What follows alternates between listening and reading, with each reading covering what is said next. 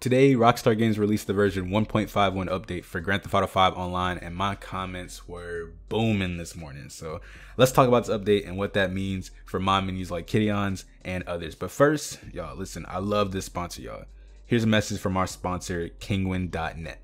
Are you building a new PC and need Windows 10, but don't want to pay hundreds of dollars for a key? Or are you a student and need Microsoft Office for class, but don't want to pay a subscription and just want to pay one cheap fee? Or are you a gamer and looking to get games at discounts of 10, 25, 50, or even 75% off?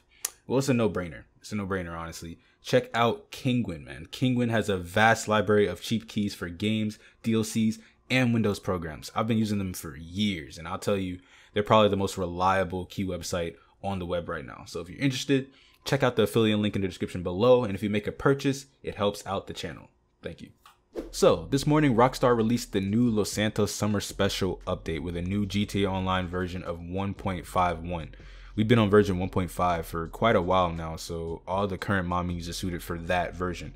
With this new update, however, reportedly, all of the current mod menus that are out are not working just because of the new update and how the menus and injectors hook to the game. What does this mean? Well, it's pretty simple. It just means that we have to wait. The mod menus need to be updated for the new version, and that could take up to days to weeks. We don't know. We just have to be patient. According to Snow from GTA Cheats, he says that none of the menus are working. None of the ones that he provides are working. But once an update on the status of the menus are out, he will make an announcement. So you can check out his Discord in the link below. I'll also be making a video when that happens, so you may not even have to do that. As far as Kiddion's though, Kiddion's mod menu is made by Kiddion over at Unknown Cheats, so I'll keep you guys updated on any information from him. On another note, I was playing the game this morning. I woke up this morning and just hopped on when I saw the comments, and the game felt oddly nostalgic. It felt different knowing that there's no mod menus around. You know, everybody was just taking in the update for what it was. People were just driving around, chilling, testing out the new cars. There's new cars in Benny's, a new F1 car in the Benefactor BR8 that's on the Luxury Motorsport. Everybody was just driving around and chilling, so it felt quite refreshing. But menus should be returning to use and then to full use in the next few days to weeks. I'll keep you guys updated on any news from any of the menus that I have reviewed.